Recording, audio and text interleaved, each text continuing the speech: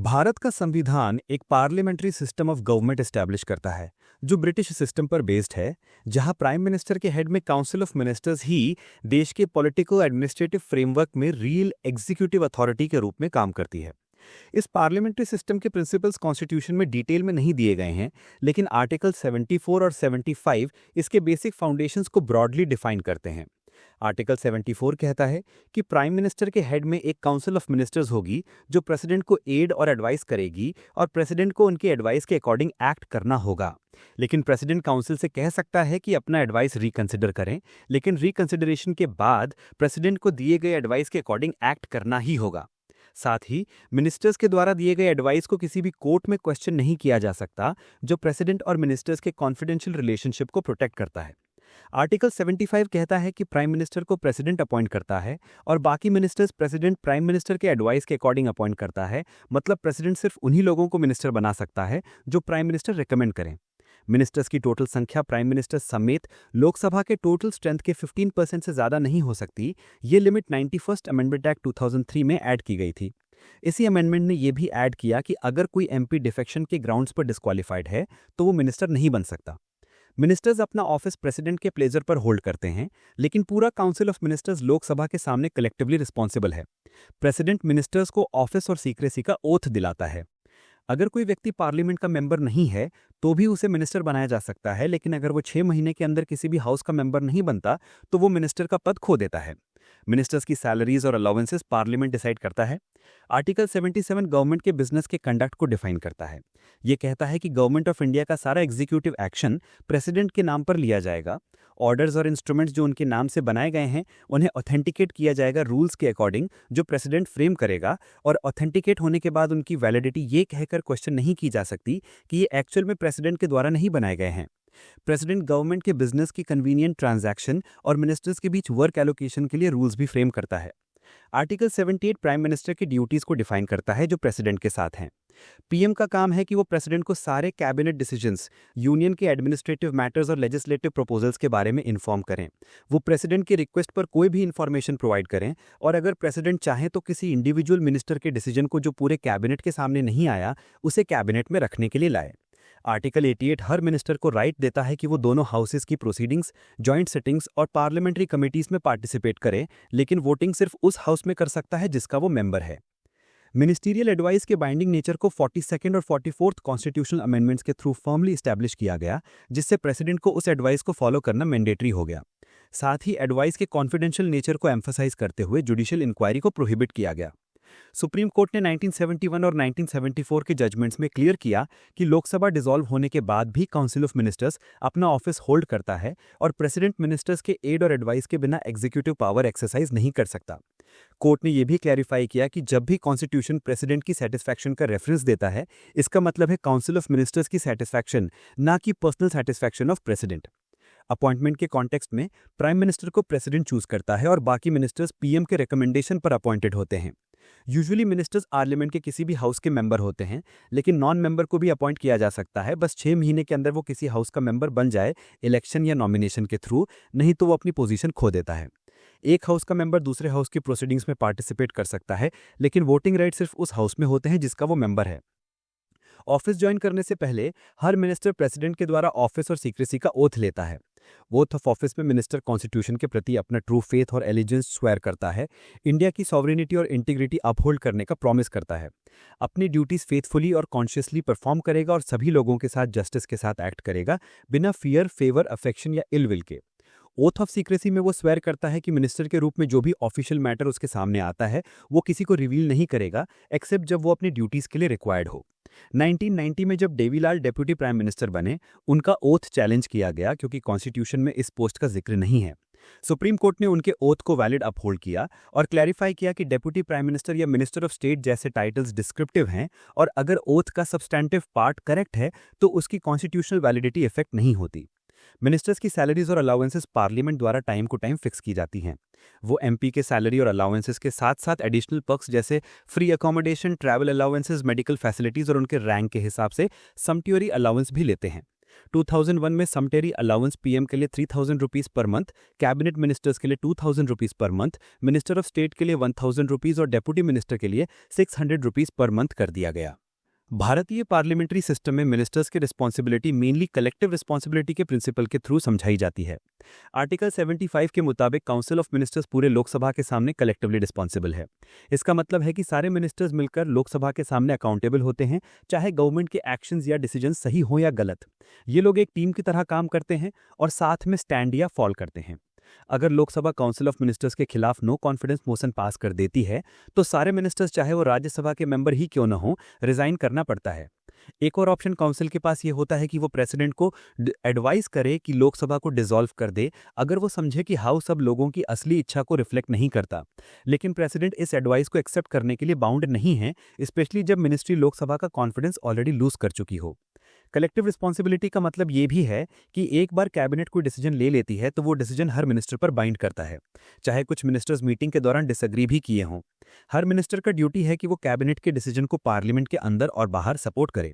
अगर कोई minister strongly disagree करता है और डिसीजन डिफेंड नहीं कर सकता तो उसे रिजाइन करना एक्सपेक्टेड है।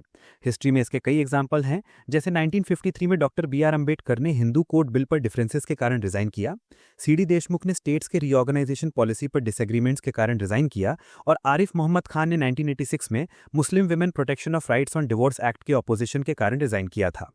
आर्टिकल 75 इंडिविजुअल रिस्पॉन्सिबिलिटी का प्रिंसिपल भी स्टैब्लिश करता है। यह कहता है कि मिनिस्टर्स ऑफिस होल्ड करते हैं प्रेसिडेंट के प्लेजर पर। मतलब जबकि काउंसिल ऑफ मिनिस्टर्स पूरे लोकसभा का कॉन्फिडेंस एंजॉय कर रही हो, प्रेसिडेंट फिर भी किसी इंडिविजुअल मिनिस्टर को रिमूव कर सकता है, लेकिन ये रिमूवल हमेशा प्राइम मिनिस्टर के एडवाइस पर ही होती है। अगर प्राइम मिनिस्टर किसी मिनिस्टर के परफॉर्मेंस या कंडक्ट से डिससेटिस्फाइड है तो वो उनसे रिजाइन करने को कह सकते हैं या प्रेसिडेंट को उन्हें डिसमिस करने का एडवाइस दे सकते हैं। इस तरह प्राइम मिनिस्टर इंश्योर करता है कि कलेक्टिव रिस्पॉन्सिबिलिटी का प्रिंसिपल प्रॉपरली मेंटेन हो। डॉक्टर बी आर अम्बेडकर ने खुद कहा था कि असली कलेक्टिव रिस्पॉन्सिबिलिटी सिर्फ प्राइम मिनिस्टर की अथॉरिटी के थ्रू ही पॉसिबल है, क्योंकि वही मिनिस्टर्स को नॉमिनेट और डिसमिस करने का पावर रखता है। ब्रिटेन के मुकाबले इंडिया में मिनिस्टर्स की लीगल रिस्पॉन्सिबिलिटी का सिस्टम फॉलो नहीं होता। ब्रिटेन में हर किंग के ऑर्डर को एक मिनिस्टर काउंटर साइन करता है, जो अगर लॉ के खिलाफ हो तो कोर्ट में लीगली रिस्पॉन्सिबल होता है। यह principle the king can do no wrong पर बेस्ड है। इंडिया में ऐसा कोई कॉन्स्टिट्यूशनल प्रोविजन नहीं है जो रिक्वायर करे कि प्रेसिडेंट के ऑर्डर्स मिनिस्टर द्वारा काउंटर साइन किए जाएं, और कोर्ट्स मिनिस्टर्स के एडवाइस को प्रेसिडेंट को दिए जाने पर इंक्वायर नहीं कर सकती है। इसलिए इंडिया के मिनिस्टर्स ब्रिटेन के मिनिस्टर्स की तरह लीगली रिस्पॉन्सिबल नहीं है। इंडिया में काउंसिल ऑफ मिनिस्टर्स अलग अलग कैटेगरीज के मिनिस्टर्स से बना होता है: cabinet ministers, ministers of state और डेप्यूटी मिनिस्टर्स। इनका डिफरेंस रैंक, रिस्पॉन्सिबिलिटीज और इंपॉर्टेंस में होता है। सबसे ऊपर प्राइम मिनिस्टर होता है, जो गवर्नेंस का सुप्रीम अथॉरिटी है। कैबिनेट मिनिस्टर्स इंपॉर्टेंट मिनिस्ट्रीज जैसे डिफेंस, फाइनेंस, होम और एक्सटर्नल अफेयर्स हैंडल करते हैं। ये कैबिनेट के मेंबर होते हैं, मीटिंग्स अटेंड करते हैं और पॉलिसीज बनाने में सेंट्रल रोल प्ले करते हैं, जो पूरे देश को अफेक्ट करती हैं। मिनिस्टर्स ऑफ स्टेट को या तो इंडिपेंडेंट चार्ज दिया जा सकता है या कैबिनेट मिनिस्टर्स के अंडर अटैच किया जा सकता है। अगर अटैच किया गया तो स्पेसिफिक वर्क या डिपार्टमेंट्स हैंडल करते हैं कैबिनेट मिनिस्टर्स के सुपरविजन के अंडर। अगर इंडिपेंडेंट चार्ज दिया गया तो वो अपने डिपार्टमेंट्स के लिए कैबिनेट मिनिस्टर्स जैसे फंक्शंस परफॉर्म करते हैं, लेकिन कैबिनेट के मेंबर नहीं होते और मीटिंग्स में सिर्फ तब अटेंड करते हैं जब उनके डिपार्टमेंट्स के इश्यूज डिस्कस हों। डेप्यूटी मिनिस्टर्स रैंक में मिनिस्टर्स ऑफ स्टेट के नीचे होते हैं। उन्हें इंडिपेंडेंट चार्ज नहीं मिलता और वो कैबिनेट मिनिस्टर्स या मिनिस्टर्स ऑफ स्टेट की हेल्प करते हैं अपने एडमिनिस्ट्रेटिव, पॉलिटिकल और पार्लियामेंट्री ड्यूटीज में। ये भी कैबिनेट के मेंबर नहीं होते और मीटिंग्स अटेंड नहीं करते। इसके अलावा पार्लियामेंट्री सेक्रेटरीज का भी पोजीशन है, जो सीनियर मिनिस्टर्स के पार्लियामेंट्री ड्यूटीज में असिस्ट करते हैं, लेकिन कोई डिपार्टमेंट हेड नहीं करते। 1967 के बाद जनरली पार्लियामेंट्री सेक्रेटरीज को अपॉइंट नहीं किया गया, एक्सेप्ट राजीव गांधी गवर्नमेंट के अर्ली फेज में ब्रीफली। कभी कभी काउंसिल ऑफ मिनिस्टर्स में डेप्यूटी प्राइम मिनिस्टर भी होता है, लेकिन ये मोस्टली पॉलिटिकल रीजंस के लिए होता है, कॉन्स्टिट्यूशनल नेसेसिटी के लिए नहीं। काउंसिल ऑफ मिनिस्टर्स और कैबिनेट में डिफरेंस समझना जरूरी है, भले ही ये टर्म्स ऑफन इंटरचेंजेबली यूज किए जाते हैं। काउंसिल ऑफ मिनिस्टर्स में सारे कैटेगरीज के मिनिस्टर्स शामिल होते हैं, जबकि कैबिनेट सिर्फ सीनियर मोस्ट मिनिस्टर्स यानी प्राइम मिनिस्टर और कैबिनेट मिनिस्टर्स का ग्रुप होता है। कैबिनेट को डिसीजन मेकिंग बॉडी है, जबकि काउंसिल ऑफ मिनिस्टर्स एक बड़ा बॉडी है जिसका कैबिनेट एक पार्ट है। कैबिनेट का रोल गवर्नेंस में बहुत क्रूशियल है। ये हाईएस्ट डिसीजन मेकिंग अथॉरिटी है पॉलिटिकल और एडमिनिस्ट्रेटिव सिस्टम में। ये पॉलिसीज फॉर्मुलेट करता है, सुप्रीम एग्जीक्यूटिव अथॉरिटी का काम करता है, एडमिनिस्ट्रेशन के काम को कोऑर्डिनेट करता है और प्रेसिडेंट को एडवाइस करता है, जिसका डिसीजन उसके एडवाइस पर बाउंड होता है। ये इमरजेंसीज और क्राइसिस को हैंडल करता है, इंपॉर्टेंट लेजिस्लेटिव और फाइनेंशियल मैटर्स डिसाइड करता है, हायर अपॉइंटमेंट्स जैसे कॉन्स्टिट्यूशनल अथॉरिटीज और सीनियर एडमिनिस्ट्रेटर्स को कंट्रोल करता है और इंडिया की फॉरेन पॉलिसी और एक्सटर्नल अफेयर्स डायरेक्ट करता है। शॉर्ट में, जबकि काउंसिल ऑफ मिनिस्टर्स पूरे टीम को रिप्रेजेंट करता है, कैबिनेट गवर्नमेंट के एग्जीक्यूटिव और पॉलिसी मशीनरी का ड्राइविंग कोर का काम करता है। कैबिनेट एक छोटा बॉडी है जो प्राइम मिनिस्टर के हेड होने के साथ लगभग 15 से 20 सबसे इंपॉर्टेंट मिनिस्टर से मिलकर बनता है और फॉर्मली इसे हाईएस्ट डिसीजन मेकिंग बॉडी माना जाता है। लेकिन प्रैक्टिकल में एक और भी छोटा बॉडी होता है जिसे इनर कैबिनेट या किचन कैबिनेट कहते हैं, जो often real centre of power बन जाता है। ये informal group usually prime minister और सिर्फ 2 से 4 ट्रस्टेड और इन्फ्लुएंशियल कोलीग्स का होता है, जिन पर वो पूरा भरोसा करता है और जिनके साथ वो हर प्रॉब्लम ओपनली डिस्कस कर सकता है। ये प्राइम मिनिस्टर को इंपॉर्टेंट पॉलिटिकल और एडमिनिस्ट्रेटिव इश्यूज पर एडवाइस करता है और क्रूशियल डिसीजंस लेने में हेल्प करता है। इंटरेस्टिंग बात यह है कि किचन कैबिनेट सिर्फ कैबिनेट मिनिस्टर्स तक सीमित नहीं है। कभी कभी इसमें प्राइम मिनिस्टर के फ्रेंड्स या फैमिली मेंबर्स जैसे आउटसाइडर्स भी शामिल होते हैं। हर प्राइम मिनिस्टर का अपना वर्जन होता है इस इनर कैबिनेट का, एक तरह का circle with in a circle. Indira Gandhi के एरा में ये किचन कैबिनेट स्पेशली पावरफुल था और काफी वेल नोन भी बन गया।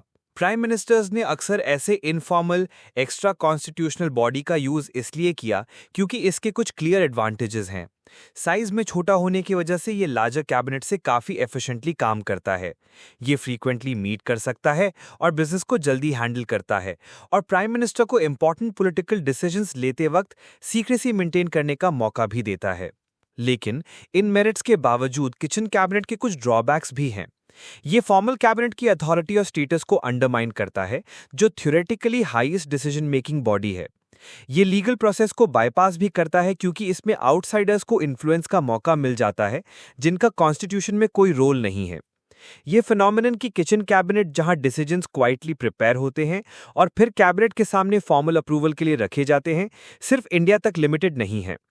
ऐसे बॉडीज यूएसए और ब्रिटेन जैसे देशों में भी एग्जिस्ट करते हैं और वहां भी ये गवर्नमेंट डिसीजंस को इन्फ्लुएंस करने में काफी पावरफुल हैं। साथ ही कॉन्स्टिट्यूशन ऑफ इंडिया के कुछ provisions clearly central council of ministers से रिलेटेड मैटर्स को आउटलाइन करते हैं। आर्टिकल 74 कहता है कि काउंसिल ऑफ मिनिस्टर्स प्रेसिडेंट को एड और एडवाइस करने के लिए है। आर्टिकल 75 मिनिस्टर्स से रिलेटेड अदर प्रोविजंस को कवर करता है, जबकि आर्टिकल 77 स्पेसिफाई करता है कि गवर्नमेंट ऑफ इंडिया का बिजनेस कैसे कंडक्ट होगा। आर्टिकल 78 प्राइम मिनिस्टर की ड्यूटीज को डिस्क्राइब करता है कि वो प्रेसिडेंट को इन्फॉर्मेशन कैसे फर्निश करें और आर्टिकल 88 मिनिस्टर्स के राइट्स को पार्लियामेंट के हाउसेस के रिलेशन में मेंशन करता है।